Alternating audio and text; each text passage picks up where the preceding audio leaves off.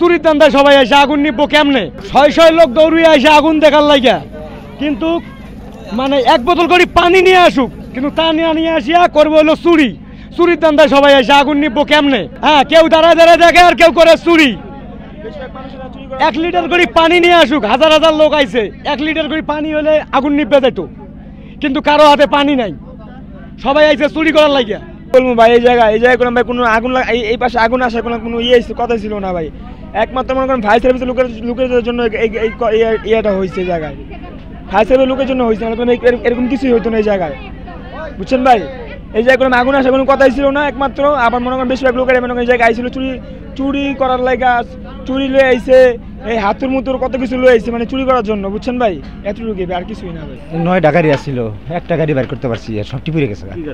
Auto rickshaw আর দোতলায় বাসা ছিল, মনে করেন ফ্রিজ, খাট, সুকেস, ওয়ার্ডরোব টোয়ার্ডরোব যা ছিল, সেলাই মেশিন সহ সব পুড়ে গেছে, কিচ্ছু বাই করতে পারিনি।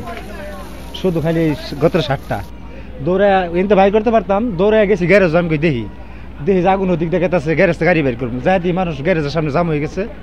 পরে দৌড়ে উনতে আর বাইক করা পাইছি না, আইসি এনা দিন আগুন দিয়ে গেছে। পরে খালি বেন্দাটা নিয়ে বাড়াই গেছি। তারপরে মনে করুন একটা গাড়ি বের করা 6টা বেরিয়ে গেছে, 6টা গাড়ির যা ইনকাম আয়, গাড়ির বাসে জায়গা, গ্যারেজ ভাড়া দূর লাগে, টুকটাক বাজার করুন না, এতেই হারা জায়গা, কিছু থাকে না। হিরন আরো মিনারেল ওয়াটার মাত্র 50 পয়সায় প্রতি লিটার। থাকলে তো আমরা আগেই বাড়ি যেতাম, বুঝুন নাই? এরপরে 15-20 বছর ধরে টাকা বেরোইছি, সব শেষ হয়ে গেছে, কিচ্ছু নাই। বাসার অবস্থা ভাই এখন খুব পরিস্থিতি খুব খারাপ, যা ছিল সব মাল সামা আমাদের সব শেষ ভাই, যা কোনো আসিল সব পুরিয়া সব সরকার হয়ে গেছে। এখন আমাদের বাঁচার মতো কোনো অবস্থা নাই ভাই, আমাদের শুধু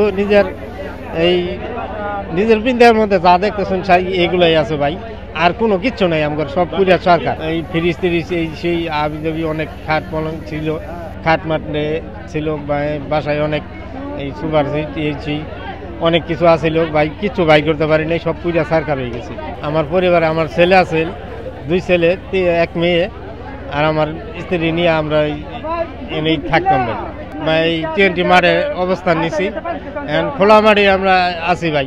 ছোট ছোট সংসার ছিল, তো ছিল টিপি, তারপরে একটা ফ্রিজ ছিল ঘরের, মানে একটা সংসারে তো অনেক কিছু থাকে না, এটির ভিতরে যদি বাঁচানোর ভিতরে নিজের জীবনটাই বাঁচাতে পারছি, এর ভিতরে কিচ্ছু নিয়ে পারি নাই, সব পুড়ে গেছে বাসায় একদম পুরা ছাই। আপনারা মসজিদের 3তলা দিকে ভিডিও করছেন না?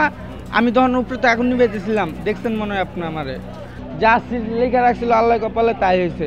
আমরা আগুন লাগছে, আমরা তাড়াতাড়ি জীবন নিয়ে বাইরেছি, আর কি করবো, আমার জীবনটা বাড়ানি খরচ। কোথায় থাকবো আমরা? রাস্তায় থাকা লাগবো না, আর কোথায় থাকবো?